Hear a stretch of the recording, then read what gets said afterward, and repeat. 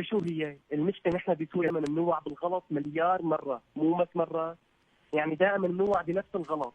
انا ما بدي احكي عليه لانه انا قلت له، هو ما تكبرا، والله العظيم قلت له طول ما انت موجود بالمنتخب انا ما عاد اجي، لاني ما شفت منك ولا شيء ايجابي اتجاهي ولا اتجاه الفريق. هذا تصريح خطير مدرب ماسك كابتن. فيسبوك اكثر ما ماسك الفريق.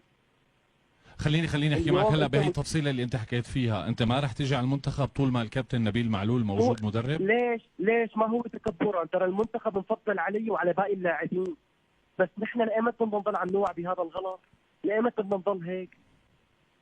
يعني نحن ايمت بدنا نصير، ايمت بدنا نحس انه فعلا عندنا رياضه؟ يلا حلم، نحن بس بنحلم ما بنشتغل، نحن طول عمرنا حلم ما في شغل. وشو بيقولوا لك؟ دائما بيلوموا اللاعب، يلا بناديه بيلعب منيح وبالمنتخب ما بيلعب منيح، ليش ما بيساوي بناديه نفس الشيء؟ يا اخي ما في شيء، لك ما في شيء عم يتقدم بالمنتخب. يعني ما بدنا نحكي نحن في اشياء والله عيب تنحكى، اقسم بالله في اشياء عيب تنحكى، لانه ليش هذا الشيء خلص يا اخي تعودنا عليه، ما في مشكله.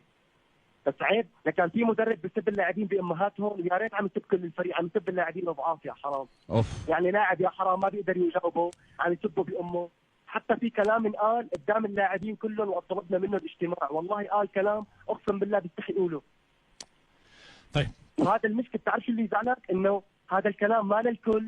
يعني عشان اكون معك واقعي، عمر خرابي ليش ما بيسبه بامه؟ فلان ليش ما بيسبه بامه؟ لا ليش عم لا يسب اكيد اللاعب؟ ما لا ما بيهون علينا حدا ينسب، اكيد لا حدا ينشتم. عيب.